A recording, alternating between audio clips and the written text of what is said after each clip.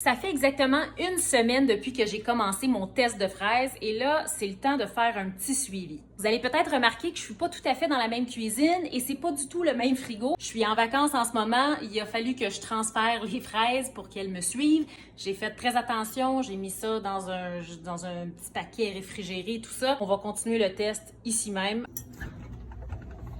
Voilà. Alors, on a nos 3 groupes de fraises qui sont toujours là. Vous vous rappelez peut-être, il y avait le groupe contrôle ici.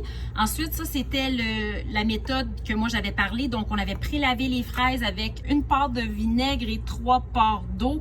Et ensuite, on les avait mis dans un contenant avec un essuie-tout dans le fond et on avait fermé le couvercle. Il fallait que ce soit juste à côté. Et ensuite, on avait la technique à Hélène qui nous avait suggéré de ne pas laver les fraises, mais plutôt de les mettre dans un contenant avec des essuie-tout qui couvrent bien les parois et de fermer le contenant de façon hermétique. Alors, on va sortir tout ça et on va regarder ça. Le groupe contrôle, la technique numéro 1, méthode numéro 1 et méthode numéro 2. Là, je vous rappelle qu'il n'y a absolument rien de scientifique dans ce qu'on fait. On fait ça pour le fun. C'était des techniques, si vous vous en rappelez pas, c'est parce qu'on avait parlé à la radio. J'avais parlé d'une technique que j'avais lue dans le coup de pouce. Puis Hélène Rioux, une de nos auditrices, nous avait suggéré sa technique. Alors, on m'a mis au défi de faire le test. Honnêtement, pendant plusieurs jours, il n'y avait aucune différence. Mais là, je trouve qu'après une semaine, on a de quoi jaser. On va commencer avec le test visuel. Donc, groupe numéro 1, les fraises ont l'air quand même pas pires. Je dirais que, tu sais, il n'y a pas de mousse dessus. Je dirais qu'elles sont en train peut-être de s'assécher un petit peu, mais sont encore correctes. Groupe numéro 2. Alors ça, c'était la technique, la méthode numéro 1 dans le fond. Puis en passant, pour celle-là, il y en a plusieurs qui me demandaient si ça goûtait le vinaigre. Pas du tout. J'ai goûté quand même dans les derniers jours, là, ça goûte pas le vinaigre du tout, du tout. Je sais pas si on le voit, mais il commence à avoir de la mousse. Il y a juste un petit peu de mousse, là, juste ici. J'en ai vu aussi sur d'autres. Là, on dirait à la caméra, ça paraît moins. Fait que visuellement, celle-là, j'ai vu de la mousse par endroit. Et d'ailleurs, quand j'ai vu ça ce matin, je me suis dit, oh, OK, celle-là, il faudrait les manger bientôt. Ensuite, la méthode numéro 3, la méthode à Hélène. Ça, c'est les fraises qui n'ont pas été prélavées. Alors, on enlève l'essuie-tout. Elle avait dit de bien recouvrir avec des essuie-tout. Et bien sûr, la prochaine fois, je vais faire ça avec un linge à vaisselle en coton là, pour sauver du papier.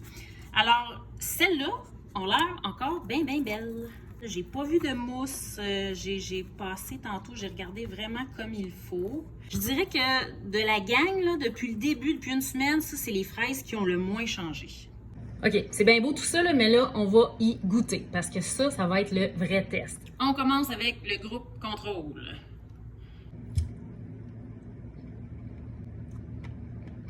Sont encore bonnes. Sont encore bonnes.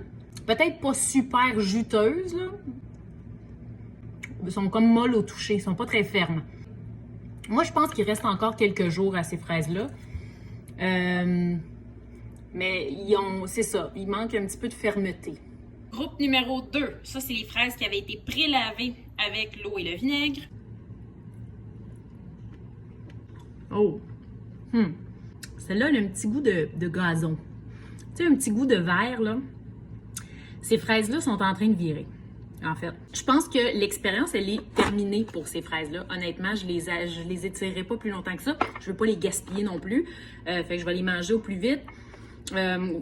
Quitte à les cuire même peut-être. Ça me surprend. Ça me surprend. Moi, je pensais qu'en les prélavant, les désinfectant avec le vinaigre, je pensais que ça resterait plus longtemps.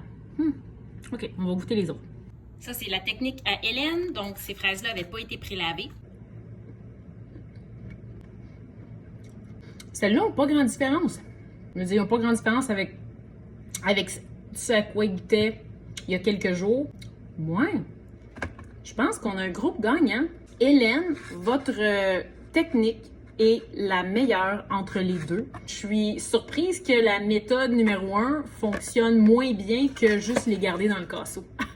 Résultat du test, la meilleure technique des 3, ce serait la méthode à Hélène. Numéro 2, c'était de les garder directement dans leur casseau. En numéro 3, c'était de les pré-laver et de les mettre dans un casseau qui n'était pas fermé. Qu'est-ce qui fait que ça a viré aussi rapidement? Qui était peut-être un petit peu trop humide avant que je les mette dans leur plat parce que j'avais pas d'essoreuse, si vous vous rappelez bien. Alors j'avais comme fait ça un peu à la mitaine. Peut-être aussi parce que le contenant n'était pas fermé hermétiquement. Je le sais pas. Mais bref, ma technique, celle du coup de pouce, c'est pas mauvais, mais c'est pas la meilleure. Ce que j'aimais de cette technique-là, c'est que les fraises étaient déjà pré-lavées. Donc, si vous avez l'intention de manger vos fraises rapidement, je dirais que c'est peut-être la meilleure technique parce que c'est déjà tout lavé, on peut le piger dans le plat puis le manger. Mais si le but, c'est de les garder le plus longtemps possible, peut-être de ne pas les pré-laver puis les mettre dans un plat qui ferme hermétiquement avec quand même des essuie-tout ou un linge en coton là, pour s'assurer que l'humidité est bien absorbée. Dans le fond, si je comprends bien, le but, c'est d'enlever l'humidité, mais sans nécessairement les garder à l'air non plus parce que ça les sèche. Je sais pas si c'est clair mon affaire, mais ça a été ça. Merci à tout le monde. Vous avez été tellement nombreux à nous écrire que j'ai perdu le fil des messages. J'essaye de lire tout le monde. Merci aussi pour vos techniques. Si vous avez des techniques à vous à nous partager, faites-le dans les commentaires parce que ça nous fait des nouvelles techniques. Encore une fois, il n'y avait rien de scientifique dans ce qu'on a fait. C'était juste pour le fun. Puis oui, je sais qu'il y a des contenants spéciaux, il y a toutes sortes d'autres techniques. Alors, tout est bon. C'était juste, le but, c'était de tester ces deux méthodes-là. Puis, je pense que c'est assez concluant. Alors, voilà. Bye tout le monde. Je suis en vacances encore pour une semaine et demie. On se revoit le 10 juillet. Bye!